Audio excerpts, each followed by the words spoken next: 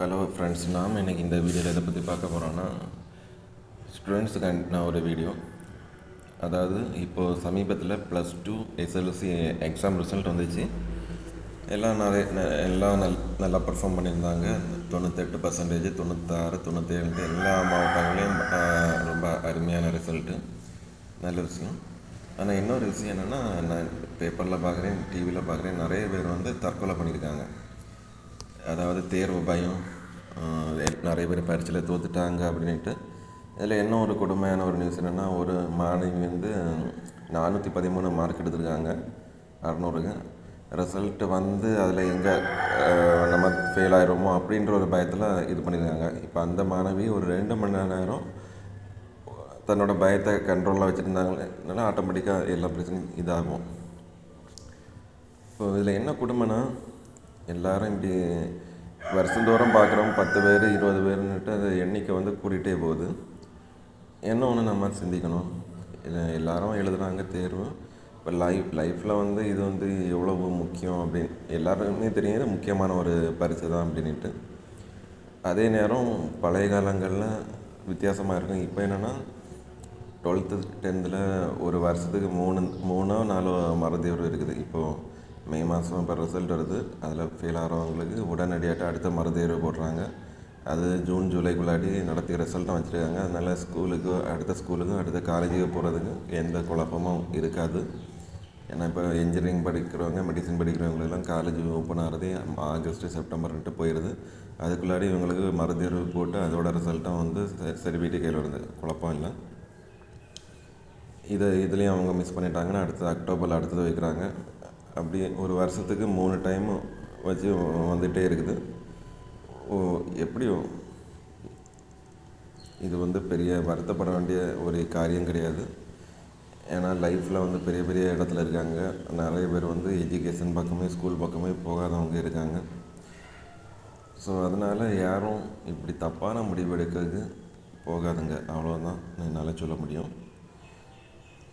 என்ன ஒரு விஷயம், எல்லாருமே மனசில் வச்சுருக்கக்கூடியது, நான் இந்த பரீட்சையில் இவ்வளோ எடுத்துட்டானா அடுத்தது என் லைஃப்பில் நான் செட்டில்டு, அந்த மாதிரி எல்லோரும் ஒரு மைண்ட் செட் வைக்கிறாங்க. 10th படிக்கிறவங்க என்ன நினைக்கிறாங்க, 10th நான் இவ்வளோ ஸ்கோர் பண்ணிட்டேன்னா அடுத்ததான் அதை வச்சு அங்கே போயிடும் இங்கே போயிடும், ஓகே டன். அடுத்து 12th படிக்கும்போது இப்படி பண்ணுறாங்க. அடுத்தது 12th முடிச்சுட்டு அடுத்தது நம்ம ஒரு மெடிக்கல் சீட் வாங்கினா நீட் எக்ஸாம் எழுத வேண்டியது இருக்குது. இது மாதிரி நிறைய பண்ண வேண்டியது இருக்குது. அதனால் அவங்க பாஸ் பண்ணுறாங்க, அவ்வளோதான். இது இல்லாமல் இதில் வேறு எதுவுமே இல்லை. அப்படி ஒவ்வொன்றுக்கும் ஒவ்வொரு என்ட்ரன்ஸ் எக்ஸாம் இருக்குது. இன்னொன்று 12th எக்ஸாம் முடிஞ்சது, அதை வச்சு நிறைய பேர் தற்கொலை பண்ணுறாங்க. அடுத்தது நீட் எக்ஸாம் வரும், அதில் கொஞ்சம் பேர் தற்கொலை பண்ணுவாங்க. அப்படி போயிட்டே இருக்குது. இன்னொன்று நீட் எக்ஸாம் முடிஞ்சு அடுத்தது டாக்டருக்கு படிக்க போகிறாங்க. அவங்களுக்கு ஒரு 10 11 செமஸ்டர் வருது. அதில் ஏதாவது இதுனா அப்போ தற்கொலை பண்ணுறாங்க. இப்போ ஒவ்வொரு பரீட்சையிலையும் தற்கொலைனா அவங்களுக்கு ஸ்கூலில் அப்படி என்ன தான் அவங்கள ட்ரெயினாக பண்ணுறாங்க. ஒரு ஜஸ்ட்டு மார்க்கு ப்ரொடியூஸ் பண்ணக்கூடிய ஒரு மெஷின் மாதிரி தான் நிறைய இடங்கள்ல அவங்களோட ட்ரைனிங் இருக்குது.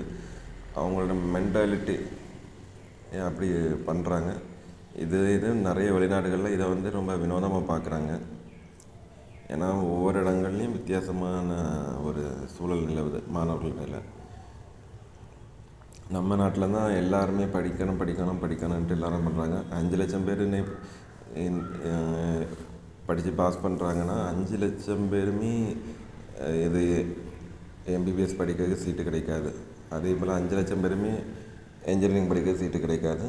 அப்படியே அந்த 5 லட்சத்தில் ஒரு 5000 10,000 பேர் படிப்பாங்க. அதுலேயும் யார் நல்ல மார்க் எடுத்து நல்லா பாஸ் பண்ணி எல்லாம் இது பண்ணுறாங்களோ அவங்களுக்கு தான் அடுத்தது கிடைக்கும்.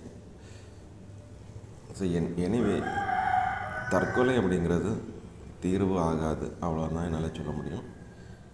அடுத்து என்ன ஒரு விஷயம், நிறைய மக்கள் எதிர்மறையான எண்ணங்கள் வச்சுருக்காங்க. அதாவது என்னால் இது பண்ண முடியாதுன்னா இனி லைஃப்பில் எதுவுமே பண்ணிட மாட்டேன் அப்படி யாருமே திங்க் பண்ணாண்டா. அப்படி ஏதாவது எதிர்மறை எண்ணங்கள் வரும்போது முகம் பார்க்கக்கூடிய கண்ணாடி முன்னாடி நம்ம போய் நின்னா போதும். அப்போ நமக்கு சும்மா நின்னா போதும், நம்ம எதை பற்றியுமே யோசிக்கணும், நம்மளை பார்க்கணும். அப்போ கடவுள் நமக்கு என்னென்ன தந்திருக்காரு, நல்ல கண்கள், நல்ல கைகள், நல்ல கால்கள் எல்லாமே இருக்குது.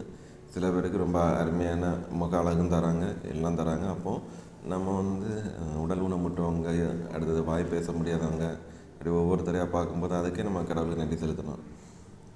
ஏன்னா மைக்கேல் ஜாக்சன் நல்லா பாட்டு பாடுறாரு, நல்லா டான்ஸ் ஆடுறாரு, அவருக்கு ஒரு திறமை. சச்சின் டெண்டுல்கர் நல்லா கிரிக்கெட் விளையாடுறாரு, அவருக்கு அது ஒரு திறமை. இப்போ சச்சின் டெண்டுல்கர் வந்து என்னால் வந்து ஃபஸ்ட் ரேங்க் எடுக்க முடியலன்ட்டு ஃபீல் பண்ணாருன்னா இவ்வளோ பெரிய காட் ஆஃப் கிரிக்கெட்டாக மாறியிருக்க மாட்டார். அதே போல் ஏஆர் ரஹ்மான் வந்து நல்லா பாட்டு பாடுறாரு, என்னால் வந்து எனக்கு உசைன் போல்ட் மாதிரி ஓட திறமை இல்லைன்னுட்டு அவர் சொன்னார்னா இப்படி பெரிய பாடகராட்டு வர முடியாது. அப்படி எல்லாருக்கும் ஏதாவது ஒரு திறமை கடவுள் தந்திருப்பார், அதை வச்சுட்டு நம்ம சந்தோஷமாக இருக்கணும். அவ்வளோதான் என்னால் சொல்ல முடியும். இதெல்லாம் பற்றி நம்ம நினச்சிட்டு இருந்தாங்கன்னா சும்மா தற்கொலை பண்ணுறோம், அப்படி இப்படி ஏதாவது எதிர்மறையான எண்ணங்கள் தான் நமக்கு வரும். ஓகே.